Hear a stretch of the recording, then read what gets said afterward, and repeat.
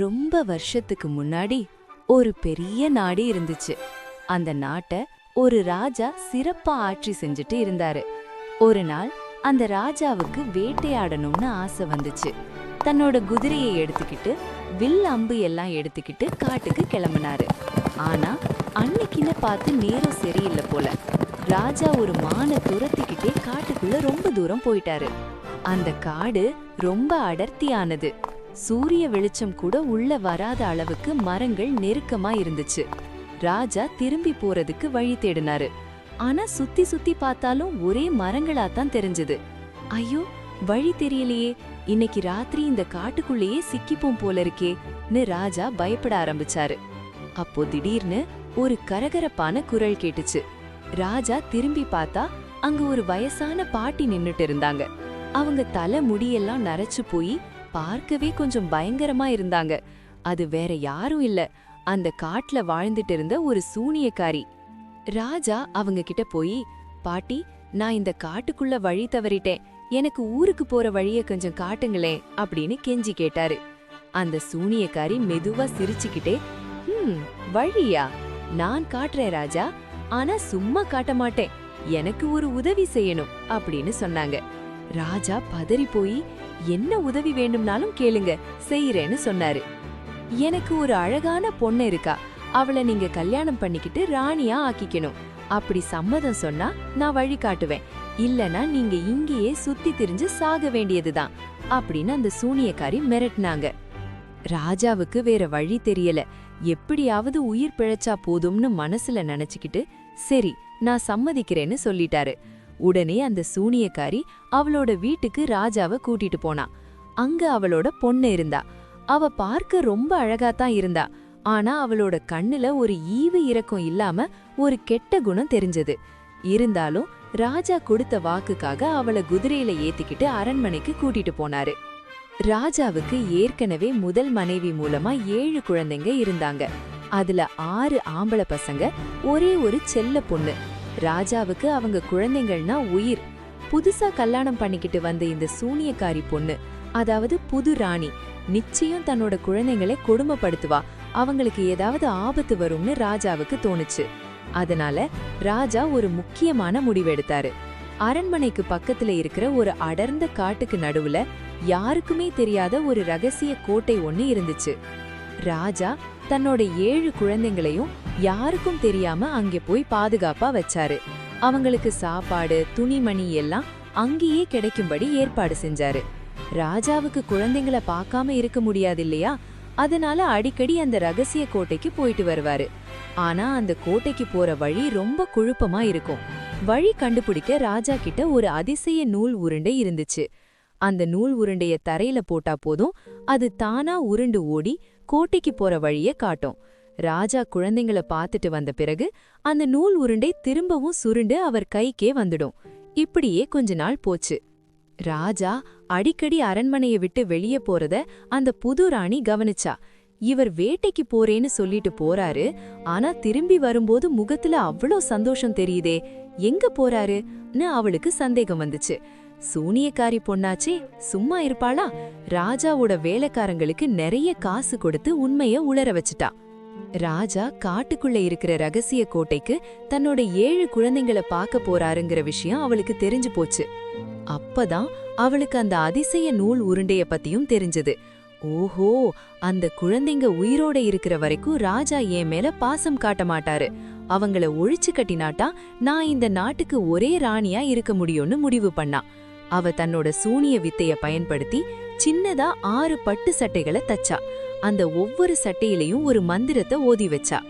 ஒரு நாள் ராஜா வேட்டைக்கு போன நேரம் பார்த்து அந்த அதிசய நூல் உருண்டையை எடுத்துக்கிட்டு அந்த ராணி காட்டுக்குள்ள போனா. நூல் உருண்டு ஓட ஓட இவளும் பின்னாலேயே போனா. அந்த ரகசிய கோட்டைக்குள்ள இருந்த பசங்க தூரத்துல யாரோ வர்றத பார்த்தாங்க. ஹே, அப்பா வந்துட்டாருன்னு சந்தோஷமா அந்த 6 அண்ணன்களும் கோட்டை வாசலுக்கு ஓடி வந்தாங்க. ஆனா அங்க வந்தது அப்பா இல்ல, அந்த கொடுமையான சித்தி. பசங்க வாசலுக்கு வந்த உடனே அந்த ராணி தன் கொண்டு வந்திருந்த 6 மந்திர சட்டைகளையும் அவங்க மேல வீசினா. அவ்வளோதான், அந்த சட்டைகள் பட்ட உடனே அந்த அழகான 6 பசங்களும் மனுஷ உருவத்தை இழந்து வெள்ளை வெள்ளேன்னு இருக்கிற அன்னப்பறவைகளா மாறிட்டாங்க. குவாக் குவாக்னு கத்திக்கிட்டே அவங்க 6 பேரும் வானத்துல பறந்து காட்டுக்குள்ள போயிட்டாங்க. ராணிக்கு ஒரே சந்தோஷம், தொல்லை ஒழிஞ்சுதுன்னு நினைச்சுக்கிட்டு அவ கிளம்பிட்டா. ஆனா அவளுக்கு தெரியாத ஒரு விஷயம் என்னன்னா, அந்த கோட்டைக்குள்ள அந்த குட்டி தங்கை ஒழிஞ்சுக்கிட்டு எல்லாத்தையும் பாத்துட்டு இருந்தா. அவ பயத்துல வெளியவே வரல, அதனால அவ மட்டும் தப்பிச்சிட்டா. ராணி போன பிறகு அந்த தங்கை வெளியே வந்தா. அண்ணன்களை காணாம கதறி அழுதா. நான் எப்படியாவது என் அண்ணன்களை கண்டுபிடிப்பேன்னு சபதம் எடுத்துக்கிட்டு அவளும் அந்த காட்டு கூட நடக்க ஆரம்பிச்சா. பசி, தாகம், பயம் எதையும் பார்க்காம நாள் முழுக்க நடந்தா. ராத்திரி நேரத்துல ஒரு சின்ன குடிசை தெரிஞ்சது. உள்ள போய் பார்த்தா 6 சின்ன படுக்கைகள் வரிசையா இருந்துச்சு.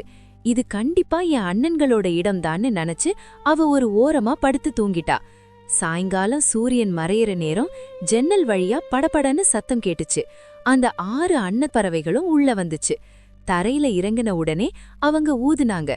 அடுத்த நிமிஷம் ஆச்சரியம், அவங்க மேல இருந்த அன்னப்பறவை தோல் கழண்டு விழுந்து அவங்க மறுபடியும் மனுஷங்களா மாறிட்டாங்க. ஆனா இந்த மாற்றம் தினமும் சாயங்காலம் வெறும் 15 நிமிஷம் மட்டும்தான் இருக்கும். அதுக்கப்புறம் மறுபடியும் அவங்க பறவையா மாறிடுவாங்க. தங்கை ஓடி போய் அண்ணன்களை கட்டி பிடிச்சு அழுதா. அண்ணா, எங்களை எப்படி காப்பாத்துறது சொல்லுங்கன்னு கேட்டா. முதல் அண்ணன் சொன்னா, எங்களை காப்பாத்துறது அவ்வளோ ஈஸி இல்லம்மா, அதுக்கு ஒரு வழி இருக்கு, ஆனா அது ரொம்ப கஷ்டம். பரவாயில்ல அண்ணா, உங்களுக்காக நான் உயிரையே கொடுப்பேன், சொல்லுங்கன்னு தங்கை கேட்டா. அண்ணன் சொன்னா, நீ அடுத்த 6 வருஷத்துக்கு ஒரு வார்த்தை கூட பேசக்கூடாது, சிரிக்க கூடாது. அப்புறம் இந்த காட்டுல பூக்குற ஸ்டார் பூக்களை பறிச்சு அதோட நார்ல நூல் எடுத்து எங்களுக்கு 6 சட்டைகளை நீயே உன் கையால தச்சு தரணும். அப்படி செஞ்சா எங்க சாபம் நீங்கிலும். ஆனா அதுக்குள்ள நீ ஒரே ஒரு வார்த்தை பேசினா கூட நாங்க நிரந்தரமா பறவையாவே இருந்துடுவோம் அப்படின்னு சொன்னா. தங்கை உடனே சம்மதிச்சா. இனிமே 6 வருஷத்துக்கு என் வாய் திறக்காதன்னு மனசுக்குள்ள சத்தியம் பண்ணா. அண்ணன்கள் மறுபடியும் பறவையா மாறி பறந்து போயிட்டாங்க. தங்கை அந்த காட்டுல ஒரு பெரிய மரத்து மேல ஏறி உட்கார்ந்துகிட்டா. அந்த ஸ்டார் பூக்கள் ரொம்ப கடினமா இருக்கும். அதோட நார் எடுக்கும்போது கையெல்லாம் கிழிச்சு ரத்தம் வரும். ஆனா அந்த வலியையும் தாங்கிக்கிட்டு அழுதுகிட்டே அவ நூல் நூற்க ஆரம்பிச்சா. நாட்கள் போச்சு, மாசங்கள் போச்சு. அவ பேசல, சிரிக்கல. அவளோட ஒரே குறிக்கோள் அந்த 6 சட்டைகளை தைக்கிறது மட்டும்தான்.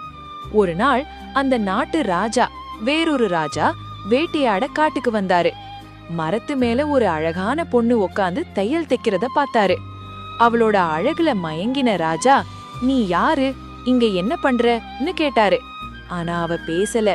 ராஜா எவ்வளவோ கேட்டும் அவ வாய திறக்கல. அவளோட ஊமை பாஷையையும் சோகமான கண்ணையும் பார்த்த ராஜாவுக்கு அவ மேல காதல் வந்துடுச்சு. இவள அரண்மனைக்கு கூட்டிட்டு போய் கல்யாணம் பண்ணிக்கிறேன்னு முடிவு பண்ணி கூட்டிட்டு போனாரு. ராஜா அவளை கல்யாணம் பண்ணிக்கிட்டாரு. அவ ராணியா ஆனா. ஆனா அவ ஒரு வார்த்தை கூட பேசாததால ராஜாவோட அம்மாவுக்கு, மாமியாருக்கு அவளை பிடிக்கவே இல்ல. இவ ஏதோ சூனியக்காரி, அதான் பேச மாட்டேங்கிற, இவளை வீட்டை விட்டு துரத்தணும்னு அந்த மாமியார் திட்டம் போட்டாங்க. கொஞ்ச நாள்ல ராணிக்கு ஒரு அழகான ஆண் குழந்தை பிறந்தது. ராஜாவுக்கு அவ்வளோ சந்தோஷம். ஆனா அன்னைக்கு ராத்திரி எல்லாரும் தூங்கும்போது அந்த கெட்ட மாமியார் மெதுவா ராணி அறைக்கு வந்தாங்க. அந்த குழந்தைய திருடி வேற இடத்துல ஒளிச்சு வச்சுட்டாங்க. ராணியோட வாயில கோழி ரத்தத்தை பூசி விட்டுட்டாங்க. காலையில எழுந்து பார்த்தா குழந்தை காணோம். மாமியார் ஊரெல்லாம் கத்துனாங்க, ஐயோ பாருங்க, இந்த ஊம பொண்ணு ஒரு ராட்சசி, அவ பெத்த குழந்தைய அவளே கொன்னு சாப்பிட்டுட்டா, வாயில ரத்தத்தை பாருங்கன்னு பழி போட்டாங்க. ராஜா அதிர்ச்சி ஆயிட்டாரு. ராணி கிட்ட இது உண்மையா சொல்லுன்னு கேட்டாரு. ராணிக்கு உண்மை தெரியும், ஆனா அவளால பேச முடியாதே. வாய் திறந்தா அண்ணன்கள் செத்துடுவாங்களே. அதனால அவ கண்ணீரோட அமைதியா இருந்தா. ராஜா அவளை மன்னிச்சு விட்டாரு. ஆனா இதே மாதிரி அடுத்தடுத்து இன்னும் 2 குழந்தைகள் பிறந்தப்பவும் அந்த மாமியார் குழந்தைகளை ஒளிச்சு வச்சுட்டு ராணி மேல பழி போட்டாங்க. 3வது தடவையும் குழந்தை காணாம போனப்போ ராஜாவுக்கும் கோபம் வந்துடுச்சு.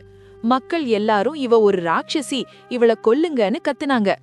ராஜா வேற வழி இல்லாம ராணிய நெருப்புல போட்டு கொல்லுங்கன்னு உத்தரவு போட்டாரு.